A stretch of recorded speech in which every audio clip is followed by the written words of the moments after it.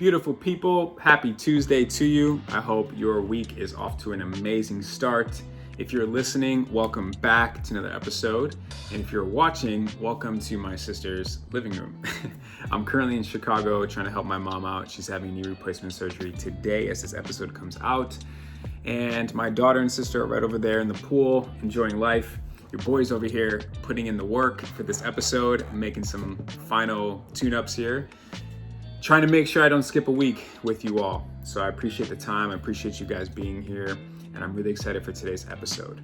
So today's episode, Calling Yourself Out, is with the lovely Miss Helen Denham. What a last name, Denham, right? How dope is that? We cover so many different topics. I'm going to read you off the list here.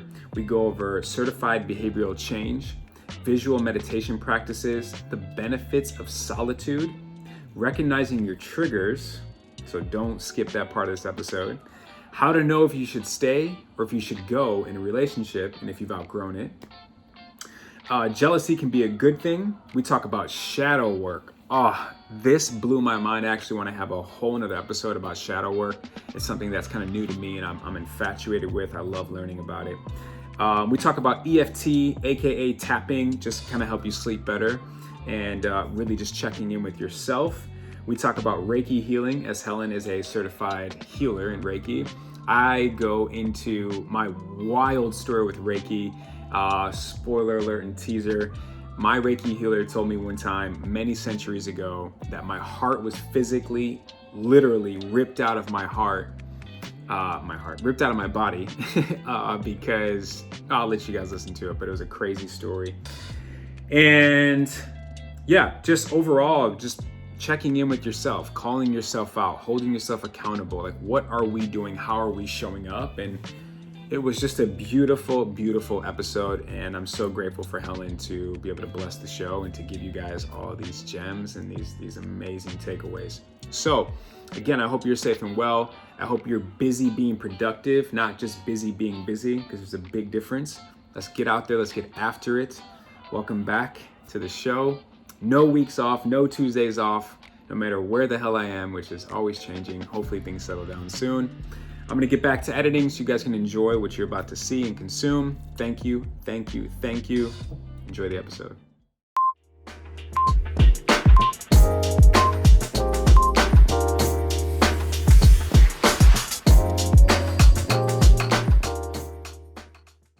Miss Helen Denham, welcome to Who Can Relate. It's an honor, it's a privilege to have you. We are going to be getting into some selfishly, for me, amazing things, but I know that will help out a lot of people. And I'm just really excited to be here with you. Thank you so much for having me. Yeah. I reached out to you first because I was like, I have got to get Justin on my podcast. And then we just hit it off. And now we've had a lovely day of recording. So I'm so grateful that you're here and that we get to just keep talking. It's great. So we just recorded on your episode, which I will make sure that's in the show notes and link that. Mm-hmm. Can you, speaking of your podcast, can we talk a little bit more about your podcast? Totally. It's called The Lifted Podcast. And I started it just over a year ago, like right before we went into quarantine. Mm-hmm. And, I was really diving into my own self-healing and my self-discovery journey. And what I was finding was that I was listening to a lot of other podcasts and I was listening to guests that I so admired, people that were really expansive for me. And at the same time, I was like, I wish I could go deeper with them. Like, there are more questions that I need to ask here and that I think would be really helpful for an audience. So I was like, I'm just going to try this out. So I just reached out. I had a list of 5 people that I dreamt of interviewing. Oh, wow. Okay. I was like, if I can just interview these people, my life will just expand so much. Yeah. And I just did it, I just did some research and just figured out how to do this. And I love talking. I love having conversations with people. I've gotten to this point in my life where I'm like, I just don't have the time for small talk anymore. I want to go deep. I want to know what makes you tick. And I want to know how you overcome obstacles. So it was kind of selfish. I feel like every time I interview somebody, including yourself, I get this mentorship.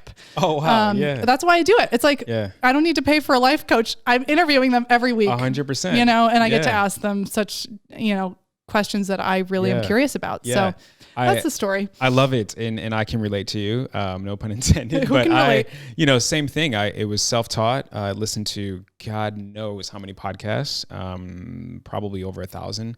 And I was like, I think I can do this. I just want to give it a shot. And same thing. I love having conversations. I'm at that point in my life as well, where the more in depth, the better. The more heart to heart, the more heartfelt, the better.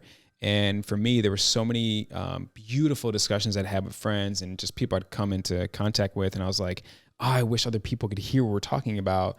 And I'm sure that people could relate to it. And then kind of birth who can relate. And back to, you said you reached out to me. I remember opening your email and it was super professional. And one thing that I really took from it was, I'm like, oh, this is perfect. I'm going to use this as well to ask people to come on my show, because I haven't created like a template yet for that. Totally. And I really struggled with it. I overthink a lot. And I'm like, if anyone watches The Office, they keep it simple, stupid. KISS. And when you sent me yours, it was so to the point. It was beautifully articulated, but it was very warm and just professional. So, and you gave the links, and which everyone will see in the show notes, your website, your blog, your podcast, your beautiful photos, by the way. Thanks. Just your overall setup I was really I was very impressed, and I was taken back. I even told Shay, I was like, babe, you got to check out this girl, Helen. She reached out to me and look at this and look how she does it. I got to do this.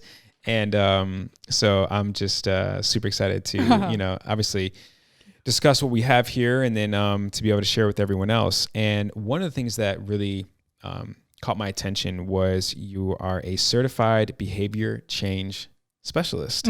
Well, this is kind of new for me. I just got certified actually last month. Okay. So this is a little new. So I'm really glad we're talking about this. It'll give me a little test here. But basically I wanted to get certified because I'm very much into the spiritual and ethereal realm. I love studying dream work. I love studying everything in the ether kind of. But I also have a very logical kind of masculine mind, to be honest. I need to be able to break down why we behave the way that we do. And I figured, if I really want to serve my community, I need to study what makes us humans. Right. And I keep talking about this book that I've been reading called Sapiens, which is really this, it's like a history book studying, our evolution from Neanderthals and becoming humans and sapiens, really. And it's so interesting to look at what makes us tick, what has to do with safety and foraging and how we create communities and hierarchies and everything. And, there's such a logic to why we behave the way we do, married with spirit. And I just felt like I just launched a course about confidence. And I was like, if I'm really going to launch this and serve my community, I need to know what I'm talking about, and I need to study it and study myself. So that's how that came about. And what I realized while taking the course is that we're all saying the same thing. We're just packaging it differently. The scientific and, psychological community is saying the same thing as the spiritual community and quantum physics. They're just packaged differently. We're all saying the same thing, which is basically, how to become the highest and best versions of ourselves and really come back to a place of joy and surrender to life in a more beautiful way that is not so much based on suffering, which is, what we're taught so often is that life is suffering.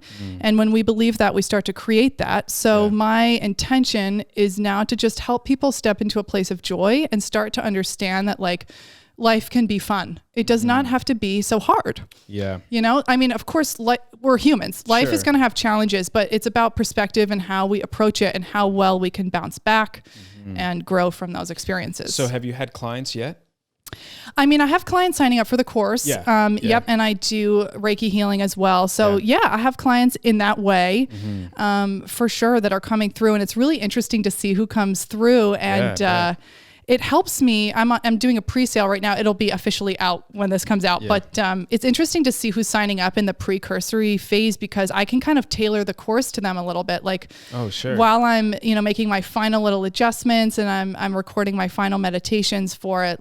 I've got these women particularly in mind. I'm like, what does she need right now? What is she struggling with? And how can I relate to her? So, that's beautiful that you can kind of customize it. It's not a one size fits all kind of thing. While we're here with the creating confidence course, that's another tongue twister.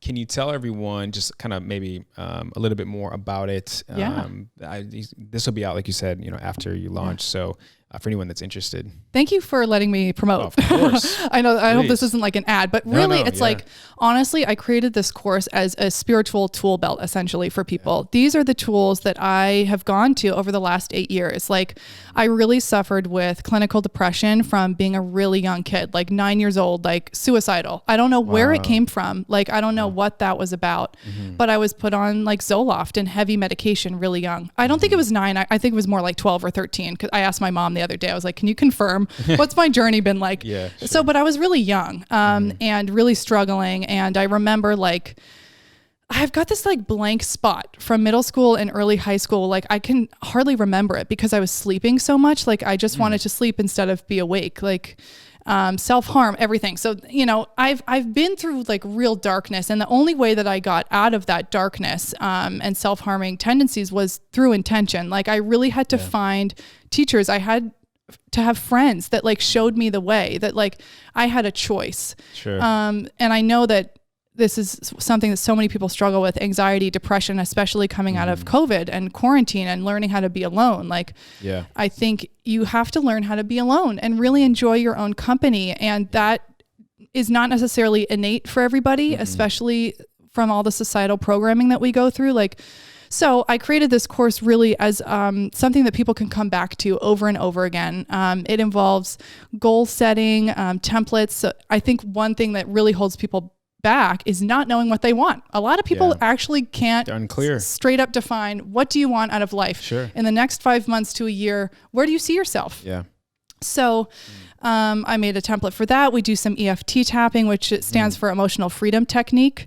For people who don't know, it's acupressure. It's like acupuncture focuses on like meridians around your face and your body. And if you're familiar with the chakras, we've got chakras all over our body. We've mostly focused on our center line, but chakras are everywhere. So in tapping and EFT tapping, you're actually tapping on all these different points of your face and your chest, and like speaking positive affirmations and kind of doing this unraveling and shadow work alongside that while you're tapping. And there's something about the physical component to it with the mental and speech that is very transformational. And it's always very emotional when I do that. And like you're just speaking it and clearly working through these issues. Yeah. So there's transformational journaling, there's guided visualization meditations, which I do a visualization meditation almost every night. And that has been just a huge pillar in my mental well-being. Can you unpack that a little bit? Just a visual meditation. What does that look like?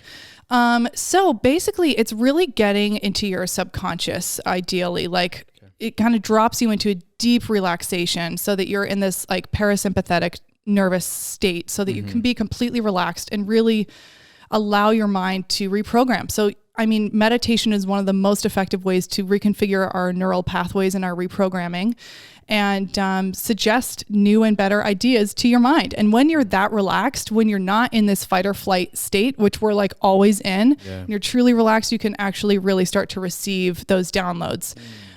So in these meditations, I kind of take you through, a lovely little journey where in one of them, you'll meet your highest self, which is basically the next version of yourself. And I don't really like to think of a higher self as like other, because I think that's unattainable. I really am focused on merging that ideal version of yourself with who you are now and creating this oneness and understanding that these are just parallel timelines that you can sync and fuse together. So really having people vividly imagine, what does your ideal version of yourself look like? How do they dress? Who are they surrounded by? What meetings are they taking during the day? What are you eating? Like really specific. And that is all related to behavior change as well. Imaging and imagery is a huge part of changing behavior. And it's all tied together with knowing what you want. When you can clearly define who you are and who you would like to be, you can really start to change your life. Wow. I'm processing, and I will be signing up for your course because I would love to just really dive into that.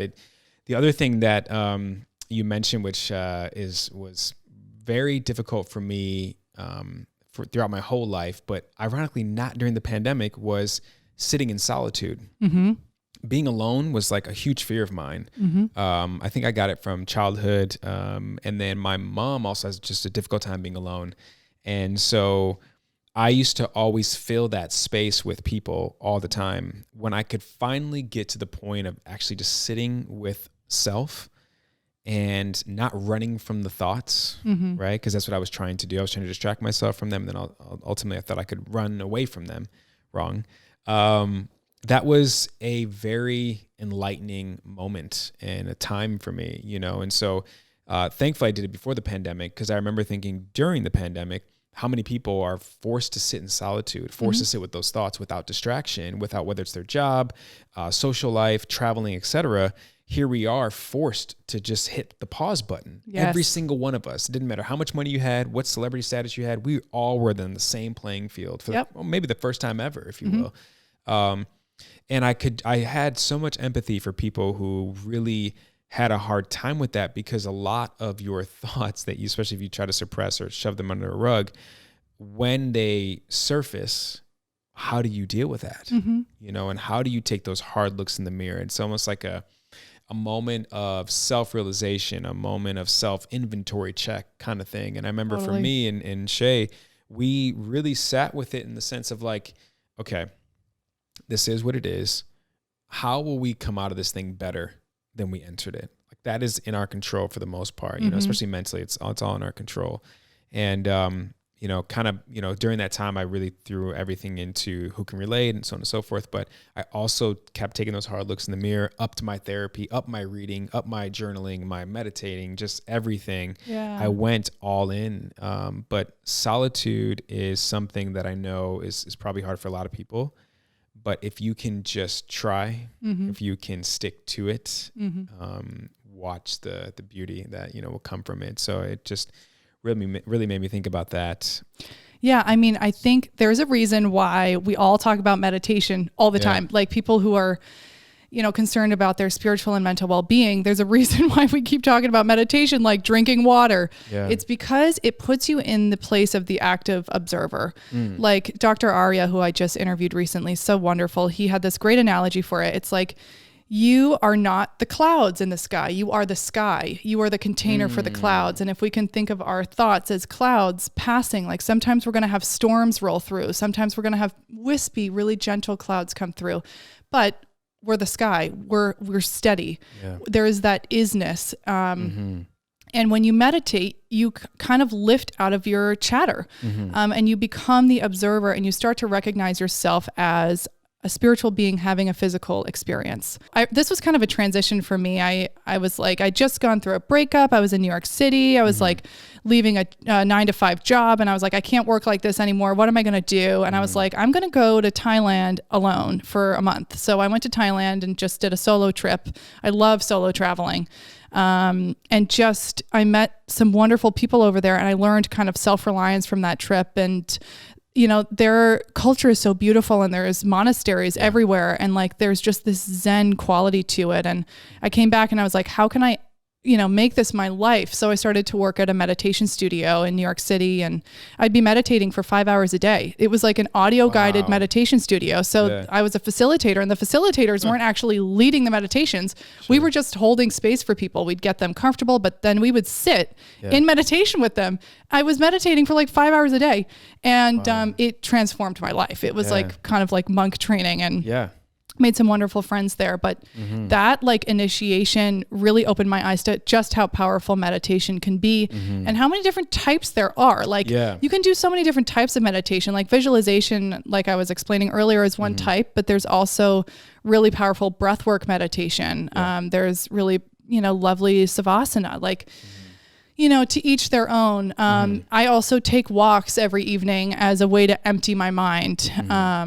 You know, you were saying this earlier to me when I was interviewing you, that like sometimes at night, it's like there's too much going on in your head to really like drop into a meditation. So that's why I walk. I walk, and my neighbors probably think I'm crazy because I'm like talking to myself, but that's how I process. Good for you. I just like, I talk it out. Like I rehearse things.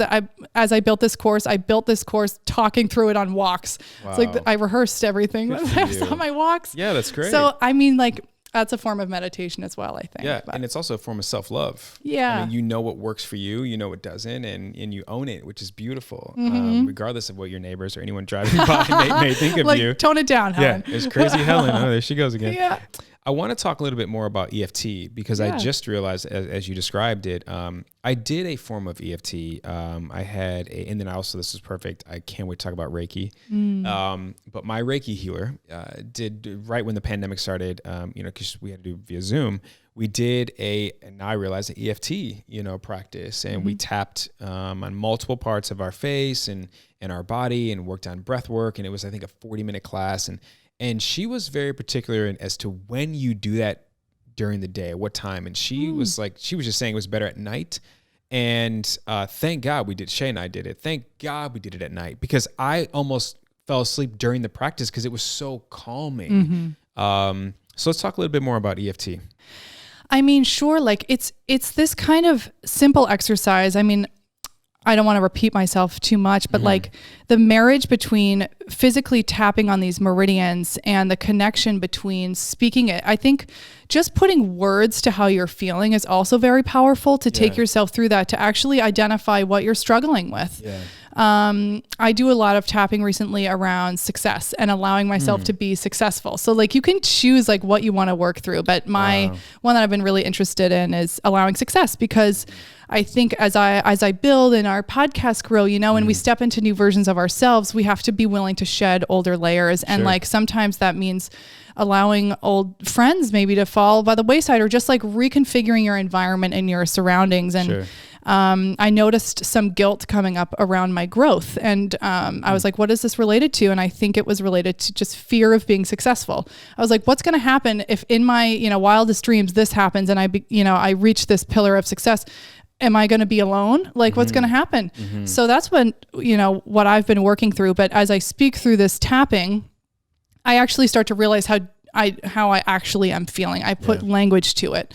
And people have different learning types, some people are very linguistic based. Some people are more logical. They need to see and look at patterns. Like for me, speaking really helps. Really helps. It's like talk therapy. Totally. Yeah. It's not what you learn, it's how you learn. Yeah. So it's really important because like I said, everyone learns differently. I'm a visual person. That's half the reason why I film the show. I like to build that connection, that bond with the person. So and like I said, it's just if anyone's interested, again, I'll put more info in the show notes, but it's such a beautiful experience, and it's mainly because you can kind of make it your own, like you said, whatever you're going through.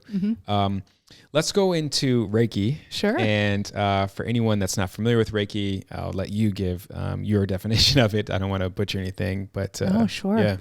Well, I know that you and Shay did it, and I love knowing that you had this kind of transformational experience.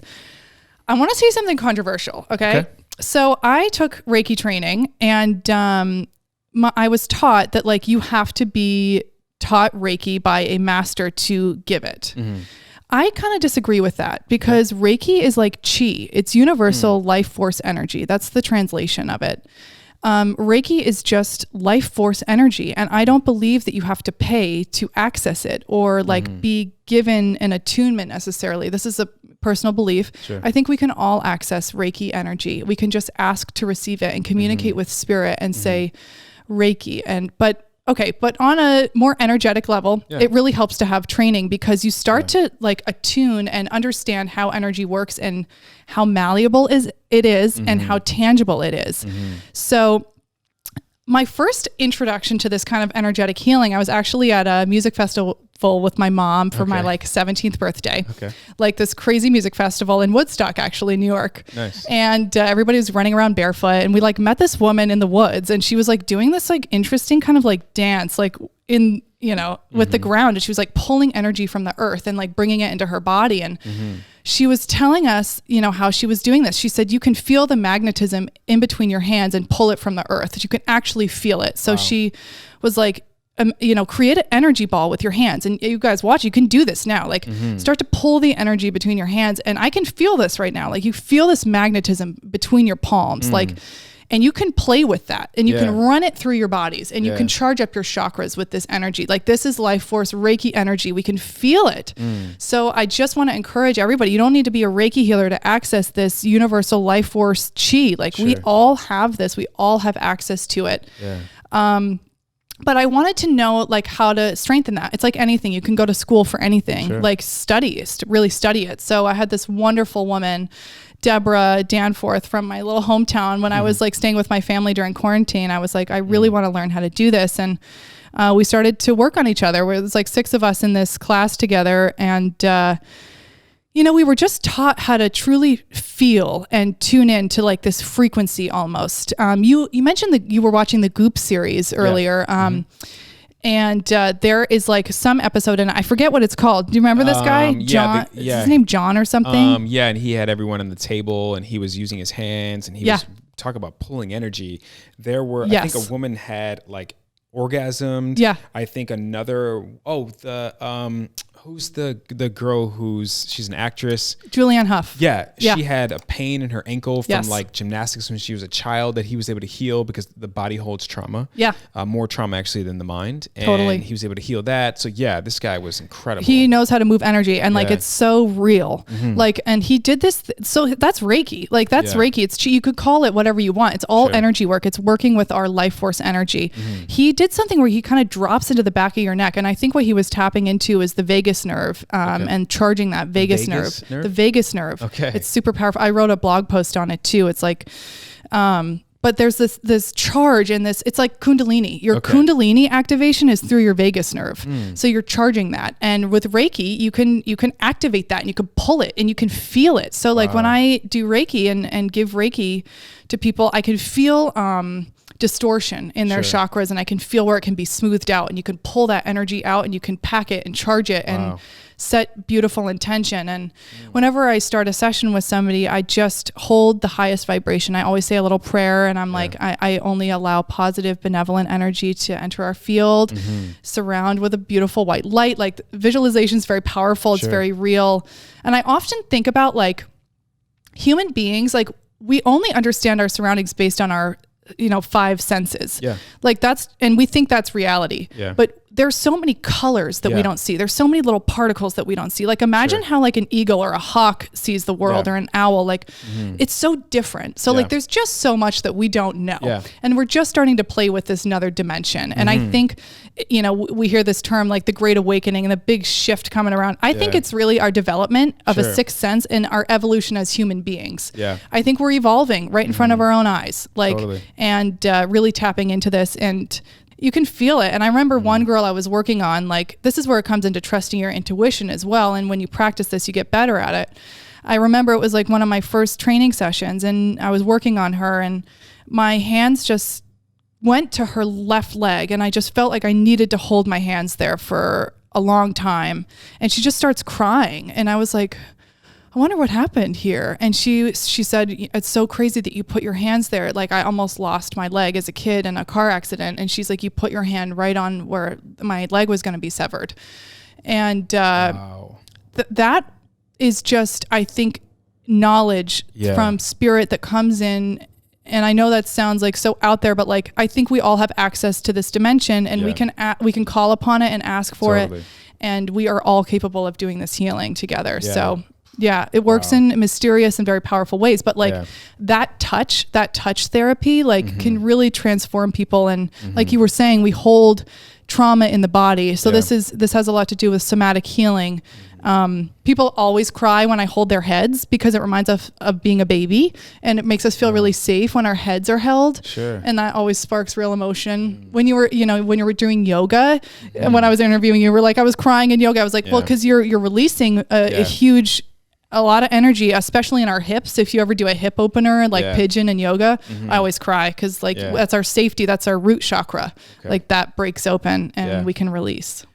Wow, I appreciate you sharing that. I'm having a moment of, God, I love what I do in this because just having these types of conversations and I can relate. I have so many follow-up things. The first thing I'll mention is there's a book called Seat of the Soul by Gary Zukov, and he talks about the multiple dimensions. So back to that for a second, and how there's personality and then there's a multi-personality, and the multi-personality person is in tune with the 3D, right? The third dimension, as opposed to we are with our 5 senses just tuned into the 2D.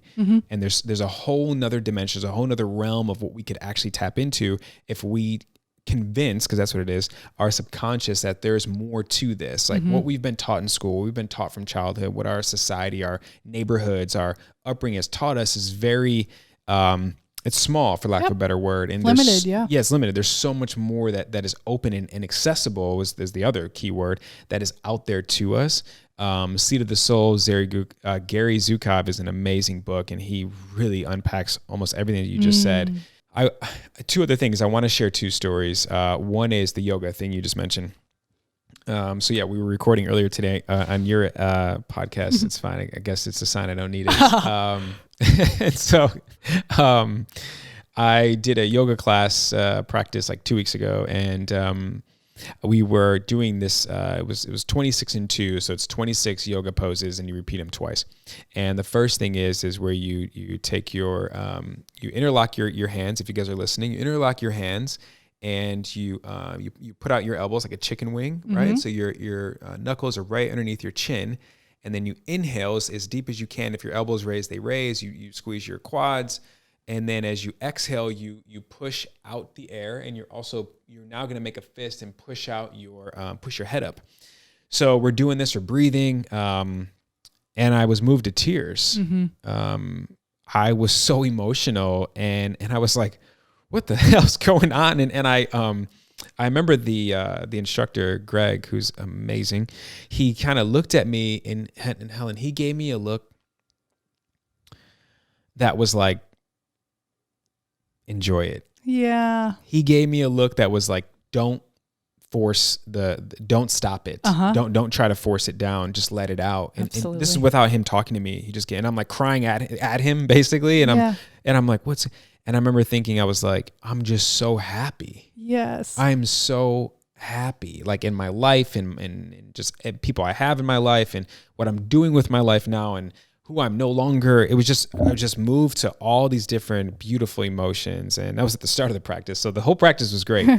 The other story I want to share is I had two experiences with Reiki aside from the EFT.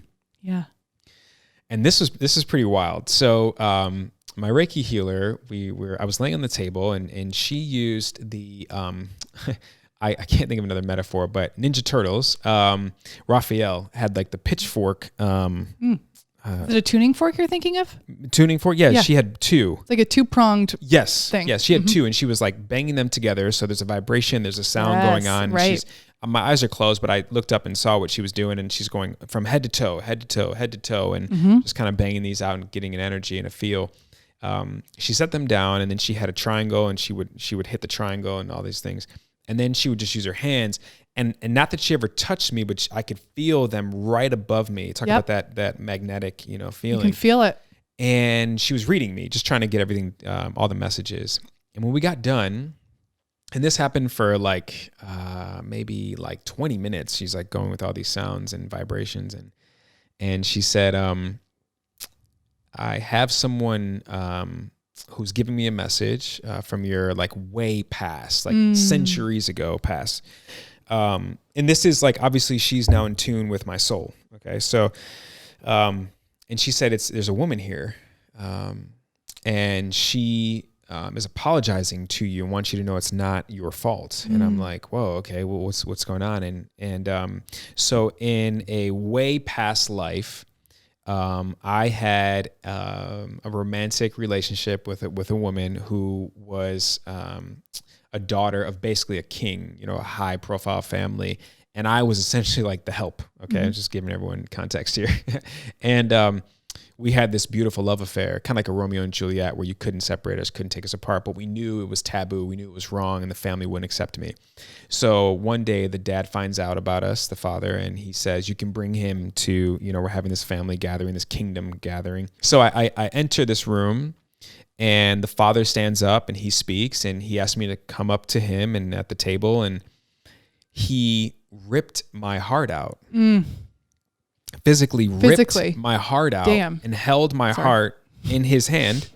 My body collapses, and he looks at his daughter and says, if you ever let this happen again, this is what will happen. you don't belong with him, he doesn't belong with you kind of thing. And so the point of all that, and the reason why this message was so powerful was she goes, do you have trust issues? Stop. She's like, do you have like past life trauma? Yeah. And I was like, oh my God. Like here I am thinking it's just my abandonment issues from childhood. You went back hundreds of years ago to talk about the root. Whoa. Right. Yeah. And she gave me so much there. If people are thinking, okay, Justin, like calm down, dude, this is the most woo-woo story ever. Listen, for whoever wants to believe it, I can't make this up. I promise you, this is not a lie. I mean, it's not even about like believing so much. It's about having an experience that proves it to yourself. It's about education and exploration. It's like consciousness exploration, because technology has already showed us this, how we connect with cultures across the globe. We have this certain ignorance to us, and we accept our ignorance as a reality until we learn something else. It's not crazy until you experience it. It's a very visceral, very real experience, and it just is undeniable. Yeah. It's just simple. Yeah. And even when that was happening and I felt that it made sense, like my body reacted to it more so than my mind. So I even believed it even more. She also gave me another thing, and it was about my mom, and that'll be a short story. I'll keep it light here. But she said that your mom is trying to convince you, because it's her truth, that she's very satisfied with her life. And I was like, okay, see, now that's where you're wrong. I was like, because I promise you, my mom is the epitome of never being satisfied. Like, the definition of that, in Webster would have my mom's photo there. Like, that's what it is. And she's like, Justin, I promise you, like, can you just do me a favor? Can you call her when you leave here and just ask her if she's happy with her life and all that it is and where it's gotten her to, and is she satisfied? I'm like, yeah, of course. I can't wait. Not to prove her wrong, but just to be like, there's just no way. Yeah. I call my mom. I'm like, Mom, I'm just going to ask you a question. Are you satisfied with your life? And she's like, yes, I keep trying to tell you that I'm satisfied. You don't believe me. And I'm like, whoa. I was like, are you serious? Are you like effing with me? I'm like, Mom. And she goes, I'm serious. Justin, like, I keep trying to tell you and Lisa, my sister, I am so satisfied with my life. I think you guys think I have a lot of regret, but I don't. I'm happy. Could I go back and change a couple of things? Well, sure, but we all can. But ultimately, I'm good. Yeah. And I was like, wow. That's amazing. So then I really believed the medieval times story, because I was like, if you're right about this, you're right about that. I think, to your point, like, people will find what they want to find. Like, you will, if you want to prove something wrong, you'll prove it wrong. Yeah. Like, sure. Like, this is why I have issue with, certain series or shows that are trying to like dispel things. It's like, of course you're going to dispel it. Like, that's what you want to find. So that's a choice. Like, how are you going to experience your life as a human? At the end of the day, we don't know what's going to happen when we die. Sure. I'm going to choose, though, to believe and trust the experiences that I'm having, to know that I am not my body. I'm a spirit experiencing my physicality. Yeah. That makes me happy. Yeah. That makes me feel deeply in trust with the universe, and intentional and more compassionate. Yeah. And if I die, the lights go out and that's nothing. At least I died happy. Yeah, totally. But that's not, I just don't believe that at all. Like, yeah. Yeah, my yoga instructor, back to him for a second, who helped me with that experience that I had. Ironically enough, at the end of the practice, he was setting some intentions for us to take with us throughout the day. And he said, it's just a reminder here that our bodies are rented. Yeah. And I was just like, he's so right. Yep. So... okay. This is what I was so excited to talk to you about. I've been fascinated with, what it embodies, what it entails, and I can't wait to find out more. Shadow work. Oh yeah. How the shadow self forms is the reason you reject these aspects of your personality. It goes back to your childhood, and it's all about bringing the unconscious mind to our conscious awareness. So it's the idea is that a more objective entity, to use a therapist, for example, can help provide an interpretive mirror to the parts of ourselves we have a difficult time seeing and accepting. Mm-hmm. You have some experience and some way more expertise than I do in shadow work. Please do share. Well, I think you underestimate yourself because I think you've already done so much shadow work. And I think it's just a, kind of a catchphrase that's an umbrella term for the work that we do to reveal ourselves and remember who we truly are. So how I perceive it is that it's an unpacking of the soul, but it's really an unpacking of societal programming. And we usually develop this shadow self between the ages of 0 to 7 really early. Wow. That's imprinted on us from everything we're seeing. Like kids really soak this stuff up, which is why the trauma that we usually work out is parental and has so much to do with safety and caretaking. And there's a lot of work in there. So it's really going back and figuring out what you've taken on that's not yours, that's not authentic to you, because I believe that we are all authentically like light beings, and we've just been taught to behave in certain ways and to think of ourselves in certain ways because of this commercial world that we live in. We're always being sold something. We're always being told that we need to fit in a certain box. And that's how the world makes money, is especially with women, selling them things and things we don't need. And as little kids, we really pick up on this, and it ingrains, it's like reinforced. So it's, for me, shadow work is an unlearning and a remembering of who we truly are. And that can be really scary. I'm thinking a lot about like what my own shadow self would look like. I actually did an exercise where I drew her out. Like I drew out what the darkest version of myself looks like. And it was so emotional. And like, I guess one thing I had recently happen was I went through like kind of some body trauma about a year ago, and I didn't really realize how emotional it was. And then I lost a patch of hair. It was like my body giving me a direct response that like, you need to pay attention to me, please. Like there's some stuff that hasn't been worked out. I lost a patch of hair. I was like, oh my God, am I going to lose all of my hair? Like as a woman, my whole identity was completely shaken up. And I was like, whoa, like my life is crumbling because so much of my identity is related to beauty and being desirable by men and like all these things.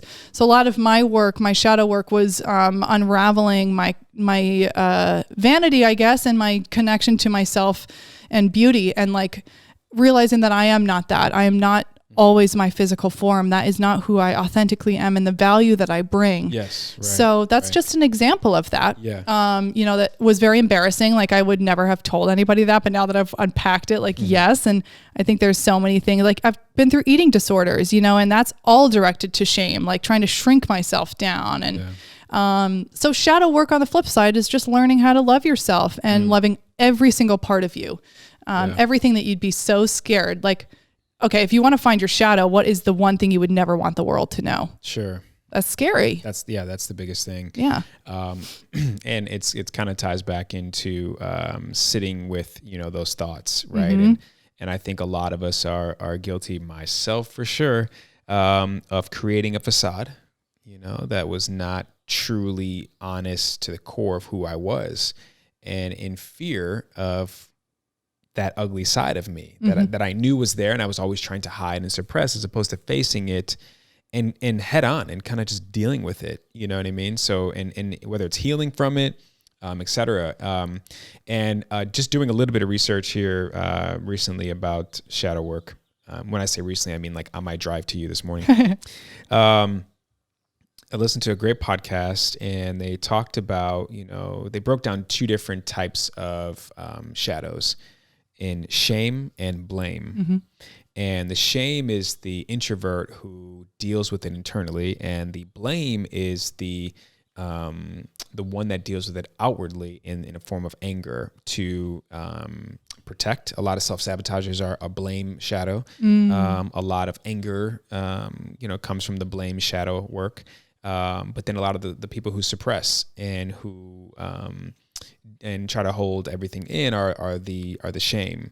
Are you familiar with any of that at all? Or that totally resonates. Like one of the programs that I've been doing is Lacey Phillips's program called The Pathway. It's through To Be Magnetic, and there's different workshops and modules that might take you a few weeks to get through. And one of them is she does like unblocked shadow, unblocked inner child, unblocked money, unblocked parenting, like all these things. And shadow exactly gets into that. Like, where did you feel shame? And it really focuses on before you were 14 years old. Like, it's crazy how much farther back this goes than we even know. Like it goes way deep, and it ties into ancestral healing too. Like what's the shame of your ancestors? What's the shame that the women for example, like my mother, when I was a kid, when I was struggling with depression, told me, I mean, poor thing, she didn't know any better. She was like, women in your family have always struggled with depression. This is just how it is. Your great-great-grandmother struggled with depression. You're just going to have to live with it. I'm sorry, I have it too. Wow. And poor thing, she didn't know any better. Sure. But that is shadow. That's ancestral trauma that's being passed down through our lineage. So when you heal, you also heal your lineage. And like, if we want to go quantum, like we heal timelines going forward and backwards. Sure. Yeah. So it's an honor, it's a service for yourself to do this work and to unpack that shame and really figure out what's the root cause of it. Where did this come from? When's the first time I felt like this? It might have been on the playground. It might have been like your dad yelled at you or your dad left, like abandonment, like you just finding the root cause and then making a case for yourself to disprove that, to disprove that shadow. Is so powerful. That's beautiful. Everyone knows I say this all the time. You repeat what you don't repair. So back to the lineage thing, you're repairing timelines front to back, like you said. And especially if you have children, in my case, obviously I do. It's one of the core pillars of what and who I try to be in parenting. It's not to repeat, and bless your mom's heart. I mean, my wife has to remind me, I'm pretty hard on my mom about what I didn't receive from childhood that I wish I did, and so on and so forth, instead of, celebrating what she was able to give. And she said, one thing you have to remember is, we have all the tools, technology, podcasts, videos, all the resources necessary to do the work, right? To make the necessary changes, to the point where if you don't, you're just ignorant, because you can't use that as an excuse. Whereas your mom, my mom, growing up back then, there was no internet, there was no podcast to look like. I literally this morning was like, I want to learn about shadow work. I went to Apple Podcasts, typed in shadow work, and saw the podcast. Right. It's that simple. Yeah, it's literally amazing. At our fingertips. So for your mom to just really, unfortunately and sadly, just think it is what it is kind of thing, and have that limited mindset, can't really, Well, to her credit, so we both ended up getting off of our medication at the same time and deciding we were going to quit cold turkey and we were going to figure this out. Oh, wow. And we just committed to that. And she's become a beautiful new version of herself as well. Went through her own whole journey, which was extremely transformational for me to witness and watch and learn through. But she broke that pattern with me, and we just healed together, So I've got this kind of kismet connection with my mother that's like... It's big. Yeah. Well, you've been through it. You've been in the trenches. Yes. And you made it out. Totally. Which is beautiful. So a little bit more back to shadow work. Some of the benefits as I did some research, and I know you have some responses to it. Some of the benefits, number one is tapping into your intuition. Number two is freeing yourself from the unconscious shadow. Number three is empowering yourself and accepting your strengths. And number four is taking a step towards self-actualization, not false reality, not fantasy, not a facade. But let's start with tapping into your intuition. Sure. I mean, when we talk about tapping into our intuition, it's that gut response, whether it feels good or not. And if you can start to recognize those patterns, and when you don't pay attention, like we all know what that feels like. We like do something, even though we get a little hit that's like, don't do that, don't say that, but we do it. We act on impulse. So I think intuition comes down to training yourself on how to respond instead of react. Like react is a quick jolt. It's your programming. It's like, whoop. But if you take just a breath, take a breath and think about how you're going to respond. Like maybe you're having a disagreement with your loved one. Maybe like you're making a decision about a work project or something. Your intuition will lead you down the right path if you listen to it. We know what that feels like. It's a gut reaction. And, I think that is spirits. I think it's our highest self guiding us. And we have to just listen to it. Just give yourself space to breathe into it and listen to it, because I always know, like I'll look back on certain things. I'm like, that's where I didn't listen. And it's trial and error, and one thing I got from Jada Pinkett Smith is she said part of the reason why she meditates is to clear her mind so that she can be more in tune with her intuition. Right. Like to get to the direct source of it. What do I need to receive today kind of thing. Also, too, it says when doing the shadow work, don't forget to watch out for your triggers. Oh yeah. I mean, our triggers are our greatest teachers. Like that's exactly how we grow. And you will get tested on how high your self-worth is based on what you say yes to and what you say no to and what you're willing to accept. And that's why building your confidence and your self-worth is of the utmost importance, because you're going to settle for a job that doesn't pay well, or you're going to take a partner who is potentially emotionally abusive, or you're going to get into friendships that promote bad habits if your self-worth is not in check. And that's why it's like the most valuable thing you can invest in is yourself and your self-worth. And like, listen, when I get into my head, I'm like, there are 8 billion people in the world. Yeah. Nobody really cares what I'm doing. So I'm just going to live my dream. Okay. Yeah. Like no one cares as much as us. No one cares as much as us. And that's like such a relaxing place to get into, because we really get out of our heads when we think that way. Yeah. But that's being kind to yourself. Yeah. It's giving yourself grace. I'm sure you have a good enough support system to bounce these ideas off of, right? Yep. And for them to be accountability partners as well. You said triggers is, you use another T word. Did you say teachers? Teachers. Yeah, That's totally beautiful. That's beautiful. So moving right along, exercises and prompts for getting started with shadow work in case people are interested. Number 1 is think about someone who triggers you. Ooh. So this was really hard for me because the person that really triggered me the most was my mom. Yeah. So I was that's the makes test, sense. Of right? course. Well, I can't just throw that test away. It's my mom, So it's, what is it about this person that I don't like? Oh. Do I find that I have some of those same traits sometimes? What makes it so difficult to be around them? And how do I feel about that part of myself? So for me, my mom is a mirror for me. There were some friends who were mirrors for me. And now I realize I used to just always, what drove me crazy about them was actually something that I knew I needed to work on for myself. Mm-hmm. That's really difficult. That's a difficult space to be in. Have you ever been in a situation like that? Oh, yeah. I mean, I think there's a couple dimensions there, because there is a point where it's like, if you're triggered by your friends, it's like something that you need to work on. And maybe it's about compassion and acceptance. And then there's another point where it's like, okay, have I just outgrown this relationship? Right. Which I've been in. And one of the triggering things to me was about just like, frankly, laziness and just like not having any joy really, and like a passion and a drive. Like that's very important to me in my friendships, is purpose driven, like livelihoods. And I was like, you know what? This is one of those places where I really struggled. I was like, am I being like not compassionate? Am I not a good person?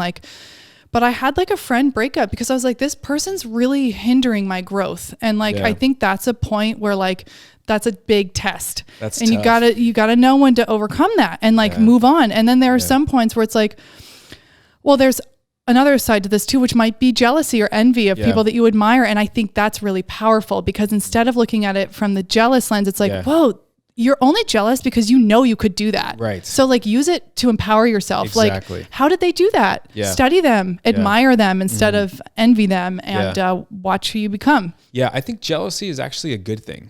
I really do. It one lets you know how much you care, and I'm talking the jealousy as far as the motivational side of it, not jealousy in a relationship where you become controlling as a partner. Right. Jealousy in a friendship, I think, could be good again. And, it's a measuring stick to really, it's, what am I doing? This person is, if I'm jealous of this person because they're here, well, how do I get to there kind of thing? So I totally agree with you. And also the friendship breakup is arguably worse or harder than a romantic partnership breakup, right? And it's tough when you really have to sit and ask yourself and be honest with yourself about, is this person just here for the season? Yeah. People are seasonal. Yep. I really believe that, and especially friends. Some are seasonal, some are for a lifetime. Yeah. And it's up to you and your discernment to figure out which is, what it is. Yeah. We've been there before, where you grow apart, from your friends, and it's a hard conversation to have, especially if the friend is not in the mindset of receiving that, or if they're in total denial, or fine, whatever, and the defensive,ness, which is a natural reaction, I think, too. But I guess my mind goes to, and maybe everyone else's, the relationship side of things. So if we can go there, in terms of using your discernment to know, I've either outgrown this person or this person was seasonal. how does someone know whether they should stay or they should go? Oh, yeah.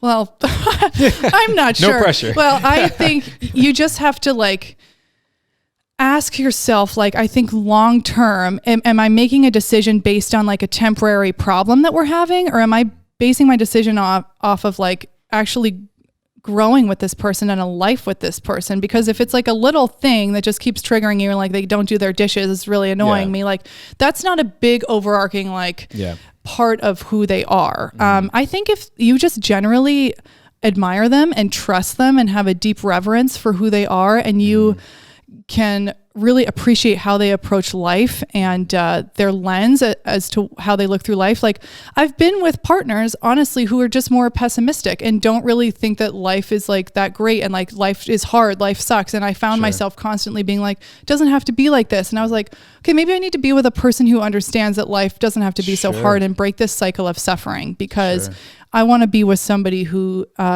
is uplifting and trust. Like, not that we're all perfect all the time. Like, oh my God, life gets really hard sometimes. But I really want to be with a person who approaches suffering and hardships from a more optimistic perspective and compassion and what is the word I'm looking for? Just like a trust that it's gonna get better and that it's gonna work out instead of crushing under like the pressure. Like and drive, to me, like drive is very important. So it's optimism for sure. It's and it's an abundance mindset, as we've talked about before. Right. But I think, there's also something there that you that's not in your control to help that person get to that point. We said on your podcast about, having the mindset of, it's not happening to me, it's happening for me. Exactly. Right? Finding the lesson in why is this adversity going on? What's the root of it? Did I cause it? Is it a thing I can control? Is it a thing I can work on? Is there something I can avoid for next time, et cetera? If I can kind of answer that question of how do you know to stay or should you go?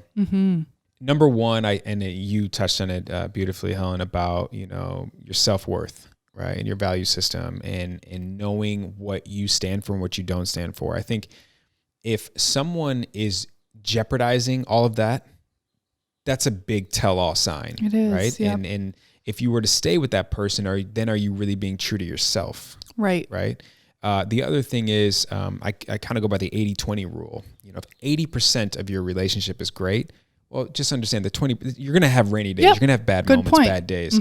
And with that is, don't make a permanent decision on a temporary feeling. Yes. Did you post that on Instagram recently or something? Because I love that. I think I saw that and I saved it or something, because it's so true. Yeah. It's hard though in the moment. Here we are, hindsight. We're at the top of the castle looking down, but it's but the more you can be aware and almost concrete with who you are, honestly, truly who you are to the core and what you want out of a partnership, the easier it's going to be to make these decisions, to see these people for who they are, not for who the potential of who they can be. Because that's the thing too, right? We fall in love with the potential. Yep.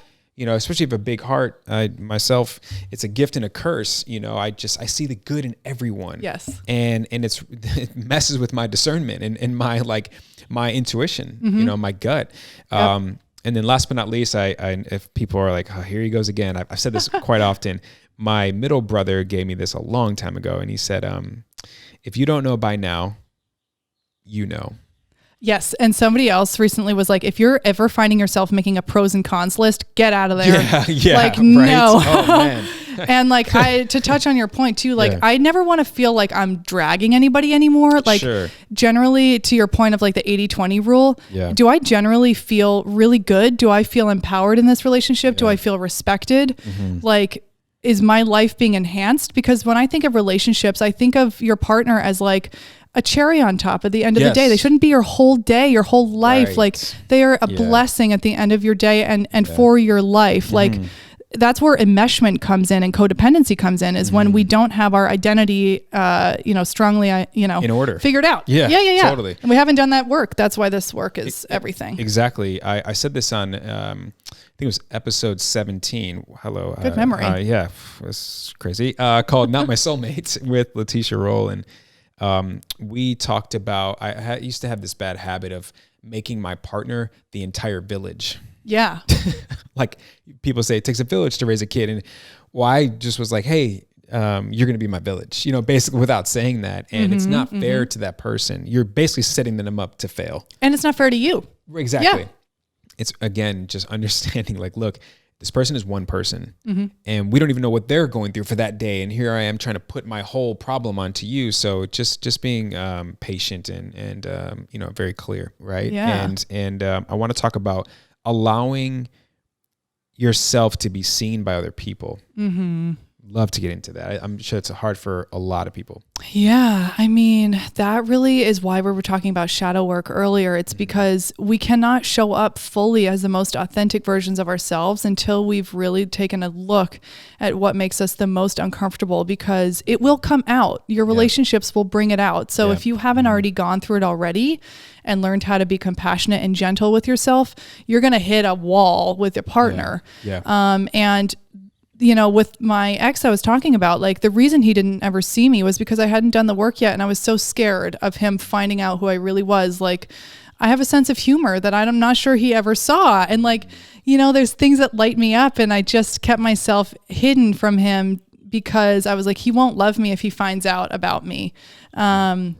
And I think that was honestly when I was coming out of modeling, and he was surrounded by the most beautiful people I'd ever seen. And I was just like so intimidated because I hadn't done my self work yet. So I was like, I didn't dress. I would always be wearing like a dress and heels and like makeup done. Like I would even sleep in my makeup because I was so afraid of him like seeing my face, like, and just anything that would take away the sheen of perfection that I had worked so hard to achieve. And I was like, well, he, fell in love with this version of me. So I have to uphold this, like, so, and I just realized like, I finally realized like, whoa, I'm so exhausted. Like I can't do this. And it was just taking so much of my life. Like, and I was giving everything to him. Like I was working this job and I'd run home, I'd get on the subway, I'd run home, I'd shower, I'd take a run, I'd go to his place. Like, and I wasn't giving anything to my own life. I was just like letting my own life go completely to the wayside to support him. And, and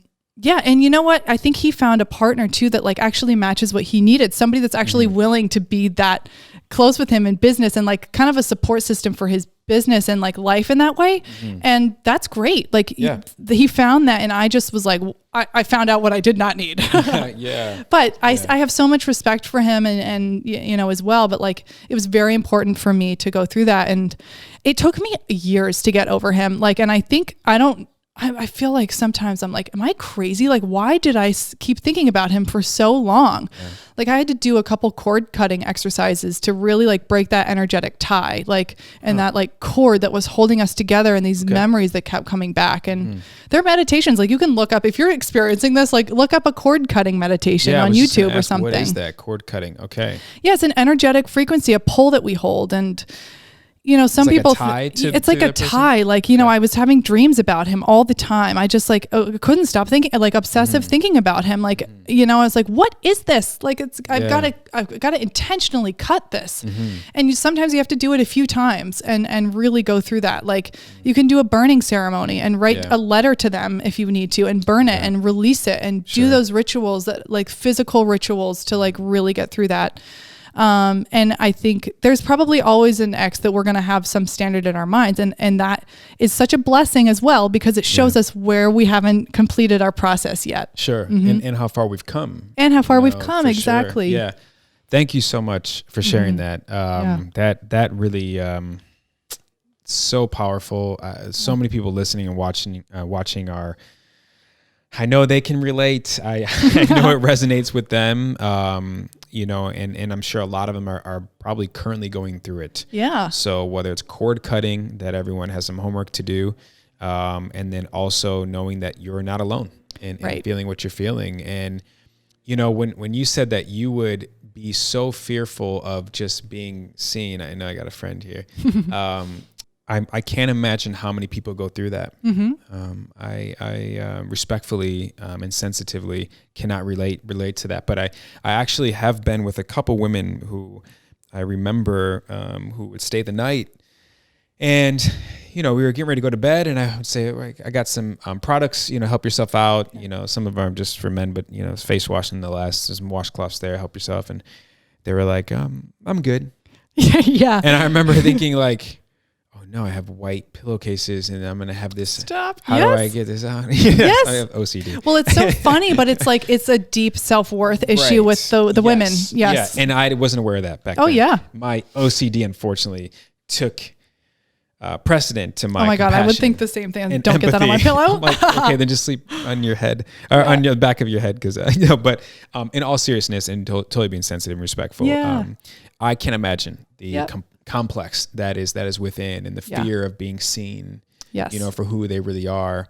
And I have said before often to the women that had that complex, I used to say, I don't think you realize this, but I love you without makeup, maybe even with makeup, like it's just, you're so beautiful. And I just love there's nothing in between us then, it's just like, I see you for all of you. Yep. My most recent ex-boyfriend, who was just like, sorry if that's loud. He likes you. Was such an angel. Like, I remember the only time he would tell me I was beautiful was when I was without makeup, like in the morning. He wouldn't ever compliment me when I was like dressed to the nines, like ready to go out, looked great. He would only compliment me when I was like at feeling like my lowest, and he really healed me and was a great healer for that reason. But no, I remember that. And I think this is a bigger conversation around society and the industry that we're in and like beauty, because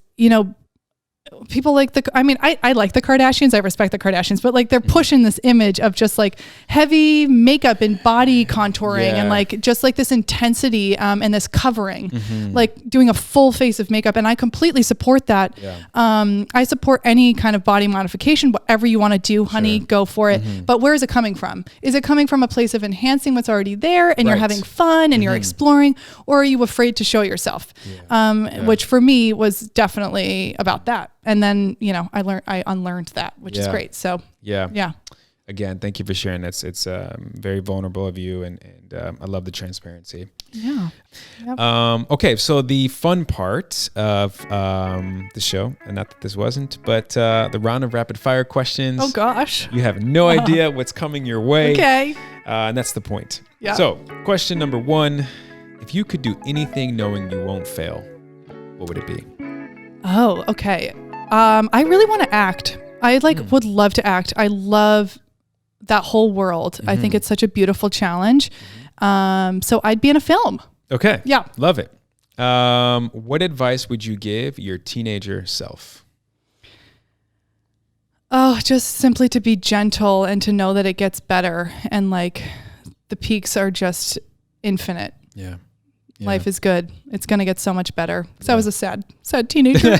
But yes, we all were at some point in time. Okay. What's one motto or mantra you live by? I guess simply that you're creating your own reality and taking that responsibility. Like completely releasing the victim mentality of life and always taking responsibility. So just reminding myself that I'm creating my reality at all times. And you're in control of that, yes. which is great. Question number 4, what do you want to be known for when you leave this earth? So think legacy. My dad always says this, and it's kindness. Wow. That's it. I just want to be remembered for being kind. It's beautiful. And you got that from your dad? Got that from my dad. That's as he said at my funeral, all I want people to say is that he was kind. Yeah, that's great. Okay, last and final question. What does Helen admire most about Helen? Oh, my drive. I just freaking do it. Like, I really do. I love it. I think like I just came to that realization. I don't know. There was just some turning point where I was like, if I have a task in front of me, I don't wait anymore. I just do it right then, for the most part. But I do admire that about myself now. That That's beautiful. Just do it. Sure. Just do it. Okay. So where can people find you?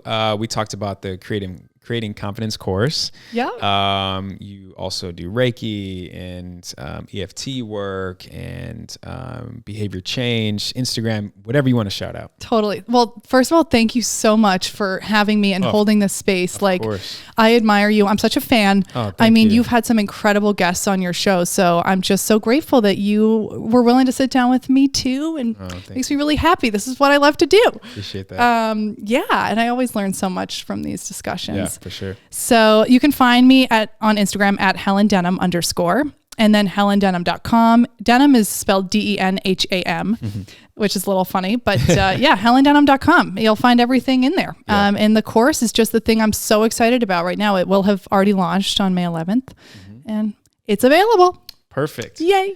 Okay, so this is my moment to acknowledge my guest. I do at the end of every episode. I think it's so important that we all just take a moment to celebrate where we are and how far we've gotten. So allow me to do that for you. First and foremost, I too am a fan of yours. I remember, again, when you reached out and I saw the email, the amount of professionalism blew me away. And I remember going to your Instagram thinking you had like some, million followers or some crazy number. And I was like, how does she not have more than what she has? This is actually a funny story. I got hacked. I used to have about 25,000 followers. Okay. I got hacked and deleted, but it was, a blessing. It was, I transformed my life and my message, my purpose. There you go. I was completely different. So anyways, that's great. No, that's perfect. Cause it makes sense. Cause I was like, everything is so beautifully, carefully thought out and put together. Thank you. From your aesthetic to your website, which I actually am using as a muse to create my own website. From your blog and how intentional it is. I signed up for it, and every Sunday I get a Self-Care Sunday email, which is just such a beautiful reminder to take care of self. And on all your beautiful messages that are in there are great, and you're like kind of like an accountability partner for a lot of people, which is beautiful and necessary. And I just want to acknowledge again how, and I did this on your episode, but how you just went for it. Ironically enough, that's what you admire, your drive and the most about you. But, so many people, and myself included, think about doing something that really fuels their passion, that really gets them out of bed, keeps them up late, all that they think about, but they don't act on it out of fear. And, ironically enough, I definitely relate to you when you said about your podcast and, that's self-worth and imposter syndrome, because I definitely suffered from that heavily, still kind of do. It's a work in progress, but so it takes one to know one. So I totally admire you for, just sticking to it and just saying, you know what, I'm going to do this. And if I fall, I fall, but the hell with it. I just want to, at least give it my best shot. And then last but not least, just for you creating the space that you've created. I mean, no pun intended, with the Creating Confidence course, which is so powerful. I can't wait for people to check that out. But just also you being a multifaceted, just healer, essentially is what you are. You're a light. There it is. Let me keep it very simple. You are a light, and we need more like you. Everything that you're doing is beautiful. And I'm just so honored that you were able to bless the show. Thank you for reaching out, because if you didn't, I probably wouldn't have found you, or not anytime soon, maybe. Oh, I know. And I'm just so happy it all worked out. And thank you for, if everyone's watching, we're in the mountains. First of all, I don't have service, which is great. We're in Topanga. Totally check out. Yeah. And it's just such a beautiful, beautiful space and such a great energy. Oh, thank you so much, Justin. You're just showering me with love today. I appreciate it so much. And we need to do that for each other, Exactly. like you need a little hype up once in a while. So I'm so grateful. And, I was thinking when you came over today, I was just like, there's always a reason you're meeting people. Like Justin is coming into your life for a purpose. Like, what are you going to learn from each other today? So it's just, this is why I'm alive. Like, I feel like this is it. This is the juice. This is the stuff, we get to explore our minds together. And I hope that your audience learns something new, or just has more compassion for themselves after this. Yeah, absolutely. Well, thank you again. And thank you so much. I'm going to do a tarot card reading, which I will film and record for everyone to watch and to be a witness to. Yeah. And but nonetheless, until next time, thank you so much again for coming on. Thank you, Justin. Peace.